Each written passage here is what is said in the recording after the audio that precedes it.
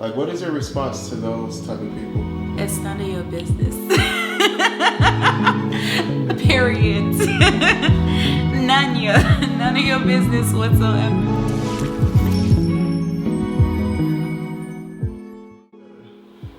So what are 3 things that motivate you? 3 things that motivate me. I feel like it would be love, passion, and what was the 3rd thing? Success, happiness. Happiness and success, because I feel like once I'm successful, I'll be happy. Or while gaining that success, I'll be happy. So what is your definition of success? That's a really deep one. My definition of success is getting to a point where, well, not getting to a point, feeling like I've accomplished something and made an impact on the world. It's not just, I don't view success as just something that is like inward for myself. I feel like it's something that I feel like other people should feel as well, should be impacted by. So I feel like that's what I would know that I'm successful, once other people are able to feel whatever I'm putting forth in life. That's a good answer. So you probably feel like success is like, if you're successful, your friends are successful. So Right. the people around you, if they're successful, it makes you feel successful. Right. 5 pet peeves, or what are some pet peeves that things that irk you? It doesn't have to be 5. We can do 3. 3 pet peeves. One of my biggest pet peeves is someone thinking that they pulled a fast one over me, because I'm pretty observant. And so I can usually feel people's energy. And once people feel like, okay, you know what, I got her, you know, most of the time I'm like watching you and I'm like, you think you got me, but I know what's up, because I'm very observant. So I feel like that's one of the things that irks me, is just having someone who would think they outsmarted me. So someone kind of snakish, fake. Yeah. Just someone who's just not real, not authentic. Like, you fake, basically. So, like, what are some challenges you feel you face as a woman in America, a Nigerian woman in America, that's just trying to make it through 2020, 2021, like this new modern age we're living in? Okay, I feel like one of my biggest challenges is staying true to myself. It's a lot of things that I'm very, how do you call it? I believe in doing things the way I see fit. I don't necessarily feel like my life has to have a certain manual or a certain way of doing things. So I feel like one thing that is big for me is trying to stay true to myself while navigating my life and making sure that I am truly happy, and that it's not, you know, someone else's happiness or someone else's beliefs that I'm living by. So it's important to stay true to myself and to just live by what makes me happy and what makes me feel good inside. I feel like that's what's important to me. That makes a lot of sense. So you feel that society is kind of writing everyone's book, like you should buy this house, you should work this job, you should get this education. Right. And those are things that, you know, once you start chasing after other people's idea or other people's logic or thinking of it, you start losing yourself. And what I find is when I start losing myself, I start feeling like down and depressed and like I'm just not really fulfilling my own desires. And I don't like that. The common career path, specifically for African kids or African children that live in America, is go to college, become a doctor, become a lawyer, or disappointment, become an engineer, or be a disappointment and dishonor the family and don't come back home. What do you say to that? Or what is your response? Or how does it feel to be under that pressure in today's society to just be that? it never feels good to be whatever you don't want to be, you know? And I feel like in our generation, it's very easy to reach the goal of every African's, like every African parents, they want you to be successful. So I feel like, you know, in our generation, it doesn't necessarily require an education, you know, and they don't get that. So they use whatever logic that they have and they're used to, and they try to apply it to us, which sometimes it doesn't work. For instance, I have a degree and I went through the whole school stuff knowing fully well that I wanted nothing to do with the whole corporate America world, you know? However, I did it for my personal self because I was like, okay, cool. If I studied this certain thing, it could help me, you know, with my business, you know, in pursuit of my own, you know, entrepreneur lifestyle or whatever, you know? So I did something that would help me, would complement, you know, whatever I want to do in life. So I didn't do it with the purpose of going to work for someone. I did it with the purpose of, okay, this will help me in my own goals, in my own ambitions or whatever. So You made an interesting point using the job that you got from the degree as a compliment to your passion, your pretty much being an entrepreneur. So how do you feel about those who go around saying, that's not a real job. Oh, you're doing this, that's not a real job. This isn't consistent money, this isn't a consistent flow of income. Like, what is your response to those type of people? it's none of your business. Period. None of your business whatsoever. Like, it's my life. Why are you so pressed about it? Why? Because, so, for instance, I run a business doing hair. And hair it's pretty consistent. However, for someone who is starting out, it can be very inconsistent, you know? And for instance, my parents, they look at me sometimes and they're like, are you gonna be okay? You know, you make money now and like, are you gonna make money later? You know? But people have to understand that that's just part of having a business. That's just part of being a business owner. There's business cycles. There are times where your business will be booming and there are times where it's not gonna be as big. That's everyone. So people just need to respect your business, and once you get into it and you truly understand your business, you will know how it works and you will know how to capitalize on those times where you're really making money, and you know how to switch gears and, you know, make the best out of those times where you're not making money. So I don't feel like it's anybody's business. I feel like they need to mind their business anyways, and you just do you know. That's what I have to say to that. Do you? Do you? What makes you happy? What makes me happy? What makes me happy?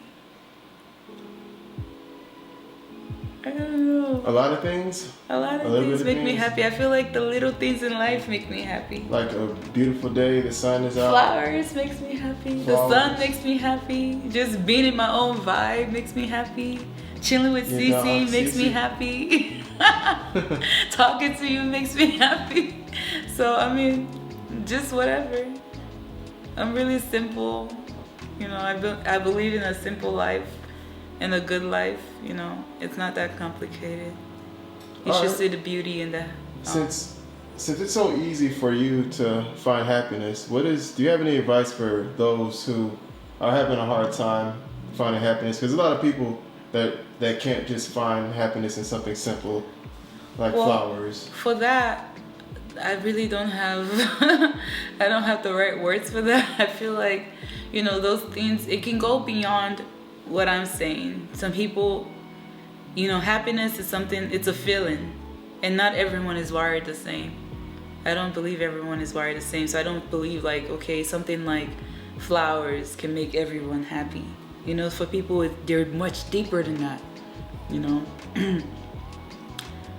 I don't really have the advice. I would say the only advice I would have is just don't take life too seriously. Enjoy the moment, and just embrace everything that comes, because at the end of the day, I feel like everything usually works its way, work itself out. So I feel like that's just the only advice I have, is just to leave each moment like it's just happening. Don't be too serious about anything. Stress is like inevitable. You can't really avoid it. But once you capitalize on all that, it just takes away the fun out of life. And I feel like, from my experience, things usually work itself out. So it's not that deep. All right, we're gonna switch gears. What are 3 things you find attractive in men? Like the top 3 things, whether it's physical or non-physical. Consistency. Someone who is consistent. Like, you're always checking up. You're not flip-floppy. You're not just left and right. Because I feel like women, we can tell when someone is just wishy-washy. For lack of a better word, I don't know. So consistency. What else? Someone who loves to be around me. Like, I want someone who likes my company. I don't want someone who just feels like being around me is a chore or something. What else? The third thing. Someone who stimulates my mind. Someone who forces me to think out of the box. I like intelligent people. I love having intelligent conversations. So someone who forces me to think out of the box. I feel like those are the 3 things that are important to me. So you've said consistency, I guess a form of quality time, and intellect. Yes. What are 3 of the biggest turnoffs? Turn off. Inconsistency. Dumb. Just when you're just plain dumb, you don't have anything that just interests me. You just talk. When a guy is just there. I don't feel any spark. I don't feel any depth. What if he has drip on him? Has what? Yeah, what if he's wearing drip? He's shining. He doesn't have spark there. What is that gonna do for me? What is his drip gonna do? Take good pictures together? No, I don't lead the social media lifestyle. I'm not an influencer that has to post good content. My life is not a content. I want to be content. I don't want to have a content, I want true happiness. I want to actually feel good with who I'm with. So, having those quality time and having those deep thoughts and deep conversations, those are what that means a lot more to me than good pictures. Yeah. So do you feel it's healthy to date multiple people at the same time? I've always had a problem with that. I've always had a problem with dating multiple people at the same time. So I feel like that takes away from the whole dating aspect. Because once I'm like serious about, well, not serious, but once I'm like, okay, like I'm seeing you consistently, it's hard for me to like see someone else consistently. So I'm usually just like paying attention to one person at once. I don't know how to do that whole multitasking. I suck at it. Someone will always feel left out, to say the least. So what is your type? Are you part of the swirl community or part of the what? The swirl community, those who date the Caucasian race, the non-melanated race, or do you just kind of stick to Black or specifically Nigerian, Igbo, Yoruba, Hausa? Hausa, alone. That's very far off. I've never dated a Hausa person, but for me, I don't dwell on the type. I don't feel like any of that matters. However, it's just about having a connection with the person. Like once I have a connection with the person, it doesn't matter where the person is from. However, it seems like, you know, the more similar a person is to you, the more you relate to that person, and the more, you know, you can go more in depth with that person.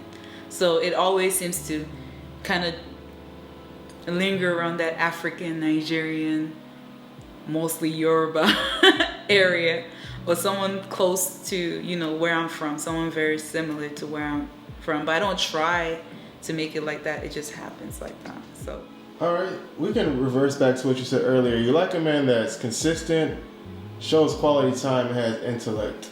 What the man has those three qualities, but he's lacking financially? How do you address that? Someone lacking financially at the stage that I'm in, you know, currently right now, it depends on what the person's outlook is, what the person's drive is. I don't believe that. Yes, I might want someone who has those things going for them at this point. However, I don't feel like it's my biggest issue. Like, once I see that you have the drive, you know, you have the ability, like I actually believe that you can achieve those things, then I'm not so worried about where you are currently. Because, I mean, I'm still pretty young and people are still getting their life together. So I still believe that people have time as long as they have the drive that is needed to get to those goals. I don't have a problem with it. You know, now in the next 5-10 years in my life, will I be having that same answer? Probably not. Like, I want to have been with the man that's already established. At that point, you know what you want, you're doing what you want, you know, you're meeting whatever goals you have, you know. So I feel like right now I can still deal with someone who is still not financially right, because you might be getting there, you have the drive for it. So that's all that matters to me at this point.